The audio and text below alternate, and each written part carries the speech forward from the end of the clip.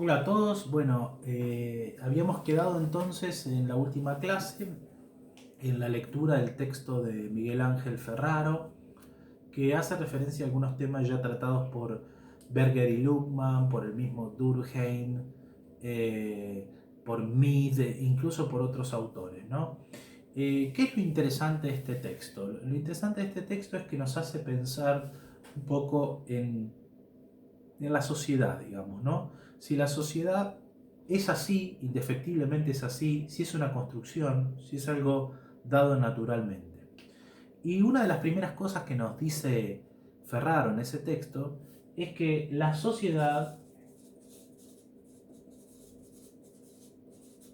nunca es la única posible.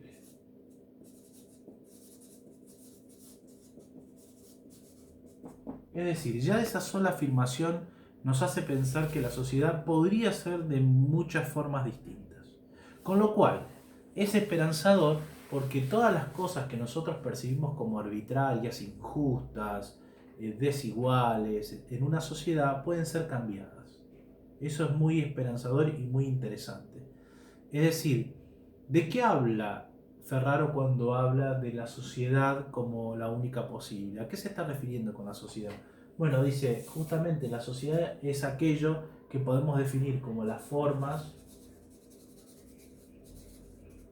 de estar, las formas de estar en el mundo, las formas de sentir, de pensar, las formas de canalizar nuestros deseos.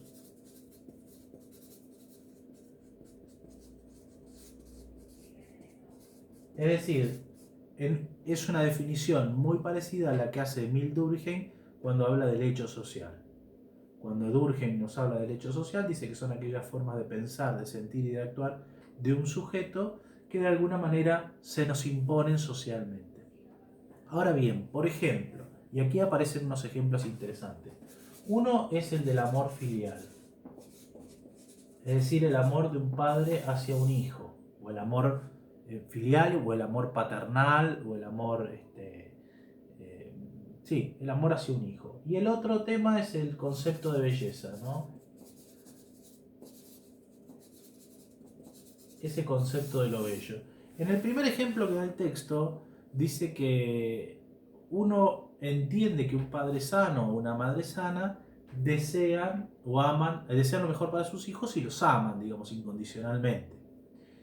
Pero sin embargo, si nos retrotraemos a la historia de la humanidad, uno podría encontrar en muchas sociedades primitivas, y no me refiero primitivas al hecho de que son poco, digamos, desarrollados culturalmente. Estoy hablando a veces de las comunidades persas, de los pueblos griegos, es decir, de todos aquellos que tenían una forma de cultura, pero que, por ejemplo, al nacer un niño con ciertos defectos, que para ellos era considerado defectuoso, uno podría decir hoy una persona con una determinada discapacidad, eran arrojados al vacío, eran sacrificados, porque eran considerados una suerte de lastre para la sociedad, es decir, eran considerados como, digamos, eran sujetos que necesitaban cuidados especiales y que había que procurárselos y que además iban a ser improductivos socialmente, con lo cual generaban una suerte de desequilibrio, no iban a ser útiles desde el punto de vista social,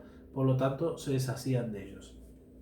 Y uno podría pensar, entonces el amor de un padre hacia un hijo o de una madre hacia un hijo no siempre fue entendido como lo entendemos nosotros hoy.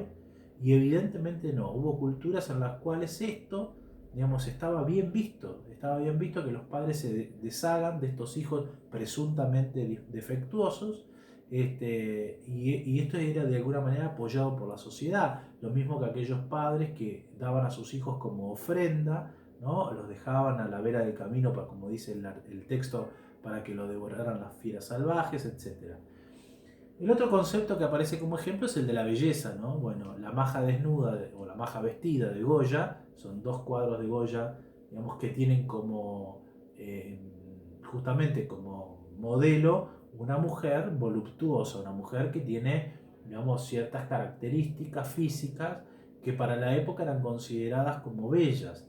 una mujer que tenía determinado peso era considerada, una mujer o cualquier persona, digo, era considerada una persona sana. En cambio, una persona delgada, un hombre o una mujer delgado, eran sospechosos de portar alguna enfermedad. Con lo cual no está del todo, digamos, descontextualizada esa idea de belleza, porque la belleza estaba asociada a la gordura en cierta medida, ¿no? Fíjense qué paradójico, en nuestra época la gordura está asociada justamente a la enfermedad o a todos los riesgos que eso implica y a la fealdad también.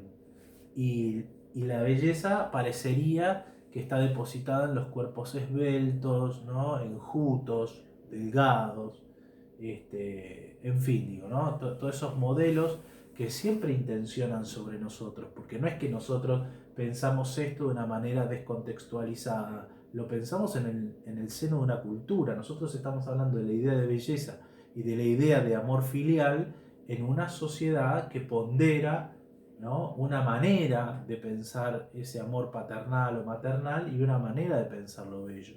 Y nosotros no somos ajenos a esa manera. Entonces, la primera pregunta que yo formulé es si esta construcción es natural. Y tenemos que responder que no. ¿Por qué? Porque es una construcción, como hemos dicho, digamos, ¿no? Justamente la trampa está ahí. Si es una construcción, no se da naturalmente. Nosotros elegimos los materiales con los cuales construirlo y nosotros podemos elegir resignificarlos, podemos elegir deconstruir para volver a construir o podemos elegir demoler para construir algo nuevo. Esas formas de producción de lo humano que se materializan de alguna forma en la sociedad o se visibilizan en la sociedad no son estrictamente naturales, no están impulsadas por la naturaleza de las cosas, sino que muchas son elecciones. Ahora bien, nosotros habíamos dicho en algún momento que el hombre sí tiende naturalmente a la comunidad, es decir, tiende naturalmente a relacionarse con otros hombres porque de eso depende nuestra identidad, depende de quiénes somos. Pero esas formas de relación, esto es lo interesante y sobre lo que tenemos que trazar una diferencia, esas formas de relación son las que de alguna manera cambian. Si yo me relaciono con otros, porque la sociedad en definitiva implica eso, relación con otros, ahora ese tipo de relación puede ser de una manera o de otra. Y eso determina qué tipo de sociedad vamos a tener.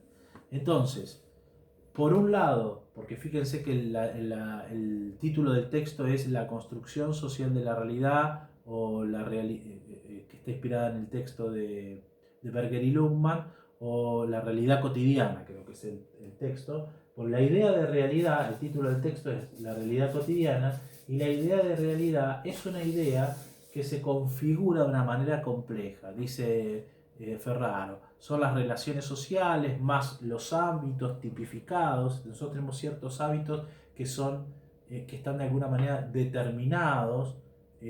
Nos comportamos de una manera en casa, nos comportamos de una manera diferente siendo hermanos, nos comportamos de otra manera siendo amigos, nos comportamos de una manera siendo alumnos, nos comportamos de una manera siendo profesores, y las estructuras sociales por un lado, y por el otro lado están las interpretaciones simbólicas, la internalización de determinados roles y la formación de identidades.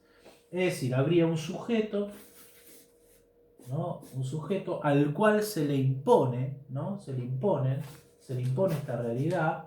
Esto genera un tipo de hábito o de hábitos, para pensarlo en plural, y eso de alguna forma determina un tipo de conducta. Y está bien que así sea, porque esto, como bien dice el texto, genera una economía de esfuerzos. Si yo cada vez que voy a un lugar tengo que aprender cómo me tengo que comportar en ese lugar o cuáles son las pautas que tengo que seguir, es digamos, francamente agotador. Los hábitos lo que hacen es internalizar un tipo de conducta. Y en ese tipo de conductas uno se siente cómodo también. Nos ahorran muchísimos esfuerzos.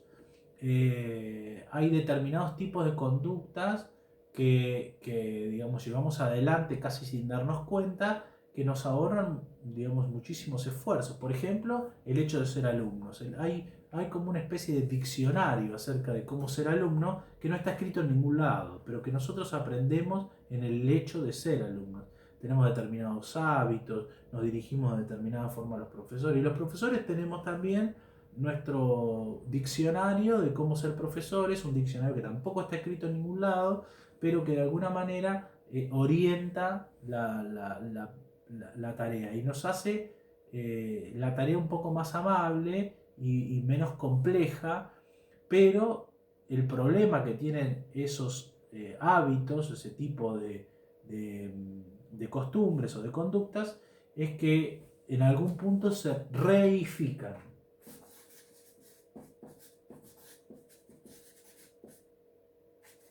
¿Qué quiere decir que se reifican? Que empezamos a pensar que ese comportamiento institucional es objetivo, es decir, que es natural, que no puede ser de otra manera, que es así, que no se puede cuestionar, cuando en realidad esa tipificación de hábitos de alguna forma también es construida y se pueden volver a repensar.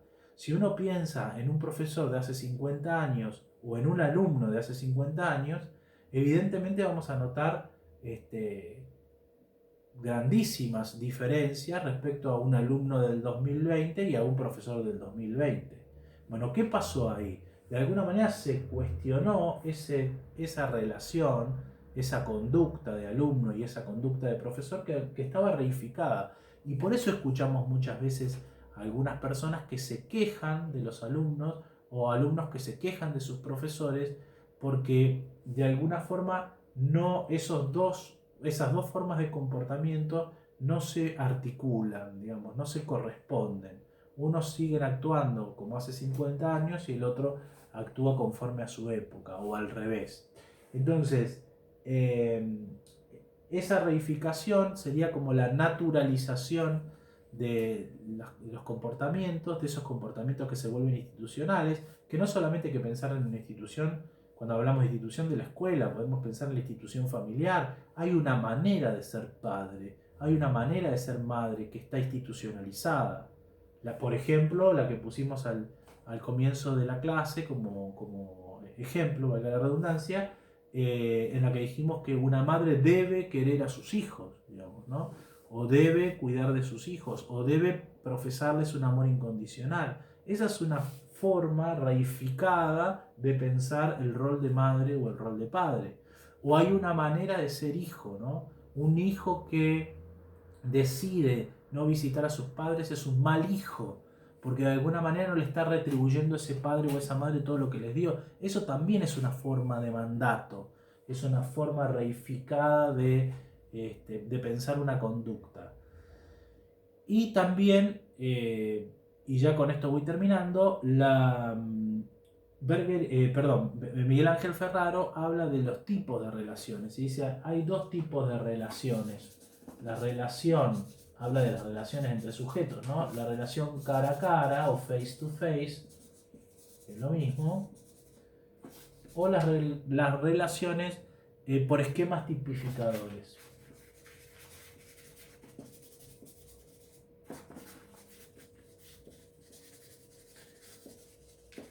¿Qué significa esto? Que hay esquemas típicos de actuación. Yo recién ponía el ejemplo del alumno y el profesor. Yo puedo entrar al aula, supongamos que estamos en el aula, yo puedo entrar al aula y sin decir que soy el profesor, ustedes supongan no me conocen, sin decir que soy el profesor, por mi gestualidad, por el lugar en el que me voy a sentar, por cómo voy a disponerme frente al pizarrón, inmediatamente se van a dar cuenta que soy el profesor.